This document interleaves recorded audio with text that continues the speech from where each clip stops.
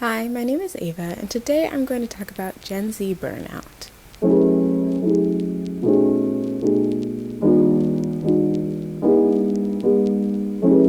Gen Z burnout is essentially younger people just finding it hard to continue in society and work a 9 to 5 and do the mundane parts of life, such as going to college and working really long hours. Now, let's start off with the topic of inflation. I often see the argument of how older people tell Gen Z how they don't work hard enough, and how when they were their age, they bought a house and they had many other material things with just working hard. But nowadays, you can't really get by just working hard. Especially because of inflation, most of us are not able to buy the expensive things that signify adulthood. I'll put up a picture that shows how large the gap is between the income today and housing prices. And this goes along with my example showing how it's not that possible to buy a house with a normal income today compared to in the past years. Now, my next topic, a certain group of people can relate to this, and this is being a part of the gifted program or being a part of the honors program at your schools before college, and just the way that this can lead to burnout. So I relate to this in the way that I was always in the gifted programs and taking honors classes and things like that. And then once I got to college,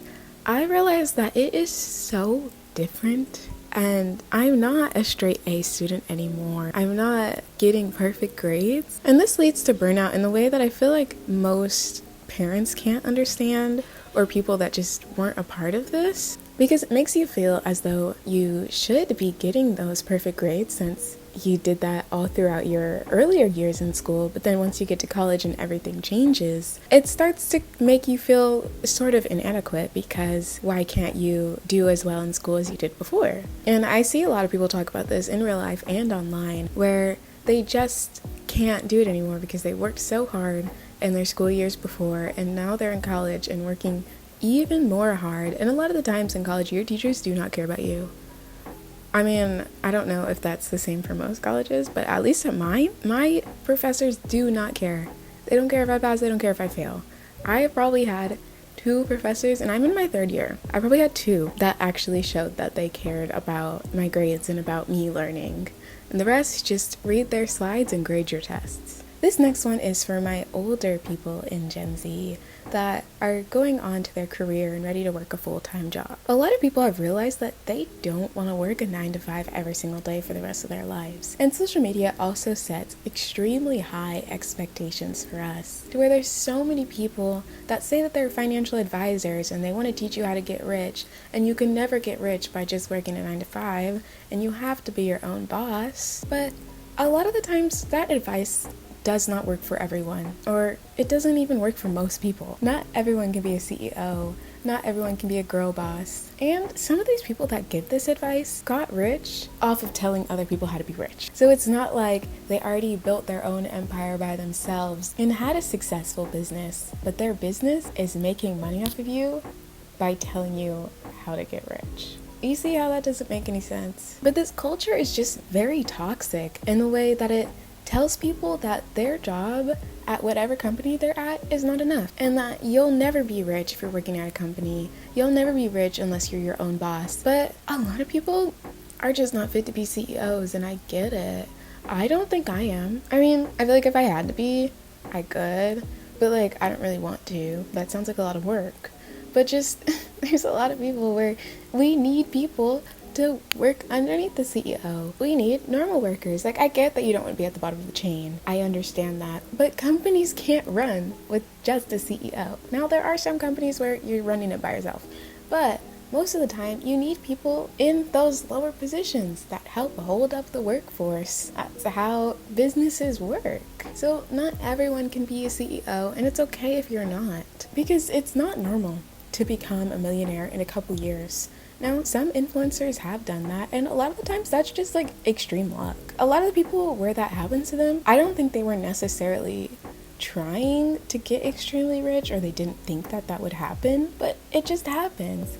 So don't look at the people who got rich by accident and expect for that to happen to you too, because you can get rich by just working how the normal people work, doing your side hustles, whatever you got to do. But just remember that not everyone can be a CEO, and everyone grows at different rates. So if you're not a millionaire now, that's okay.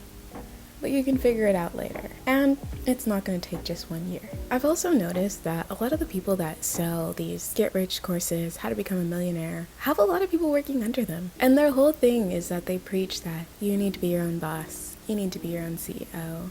So join my pyramid scheme. But how does that make sense to be listening to someone that says you need to be your own boss, yet they have a bunch of people working under them and might even ask you to work under them? I think people feed into these ideas a lot because they sell a dream. They sell a lifestyle that's not really attainable. They're not really teaching you how to actually get rich. They're just giving you basic advice and selling you a dream. So please don't buy into these. Now, I'm not saying that none of them have good advice, because I'm sure there's one out there that does, but maybe just listen to people in your life, or listen to people that actually got rich by themselves and not the people that had generational wealth and then got more rich. Now, I'm gonna end this video with 3 pieces of advice. The first one is to reset your expectations for success, because a lot of people's expectations are very skewed due to social media, and so we just need to reset it, get back into real life, and understand that a lot of the times, success does not work that way. You're not going to get rich in a year. That's not how it works. You might, I don't know if you win the lottery, but just don't expect things like that to happen to you really fast. And don't expect it to happen when you don't put in any work. Because I do see a lot of people that are like, I wish I was rich. I wish I could do this. I wish I could start this. And you think about it, but you don't do it. And now I'm really calling myself out for this one, because I do that a lot, where I'm like, I want to be like this so bad. Then do it. Also, don't let social media define what success means to you. I think it's something that you need to think about for yourself. Everyone else's definition for success is different. Some people feel that owning their family business is really successful. It's really nice. Some people feel that just getting a nice job at a corporation is success. It's different for everyone, and you need to define that yourself. The second one is for college students, or students that are still in school right now. And this is to not let your grades define you. And I've done this, where I get a bad grade and I felt so horrible, and I feel like the world is ending and my life is over just because I failed a test. And I failed many tests, but it still hits me hard. It hits me so hard every single time. But I have yet to fail a class. I'm still doing fine. And even if I did fail a class, I wouldn't die. There's no one waiting to kill me if I fail a class. So just things like that, where you need to be realistic and realize that grades aren't everything. And I understand that grades are very important. A lot of people, grades are important. I wish I was one of those people that did not care about my grades, because there's people like that and they're chilling. But just realize that if you do get bad grades, or you do not meet your goal, your life is not going to end. And it'll be okay, and you can just try again next time. Because when you let your grades define you, it just ends up beating you down. And that's why you get burnt out, because it's like, you have bad grades, so that means you're a bad person if you let your grades define you, and then you just don't want to keep doing it over and over again. So try thinking about it this way. Everything that you learn in your 4 years of college, technically, you could learn it in like a year. If you didn't want to have fun and you didn't want to have like alone time or work-life balance, if you just sat there and tried to learn it, you could learn it in a year.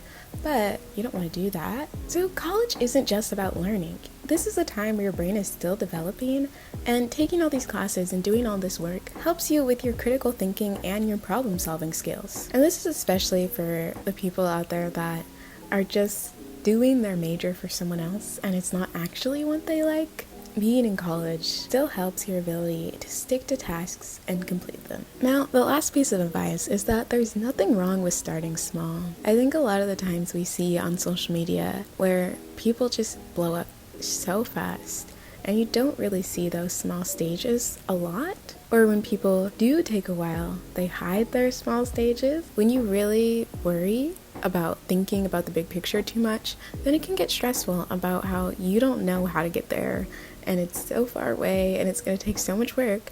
But if you just think about it in steps, think about it like a to-do list. If you make it smaller, it'll be easier to process. Just like I said, you don't have to become a millionaire in 1 year. And I know it's hard to deal with burnout because you just don't want to do anything, but sometimes we just gotta push through and realize that, yeah, life is really hard sometimes, but if you set the right mindset, you'll be able to get through it. Now, if you liked this video, please leave a like and leave your comments down below of what your goals are in life or what your career goals are. Thanks for watching. Bye.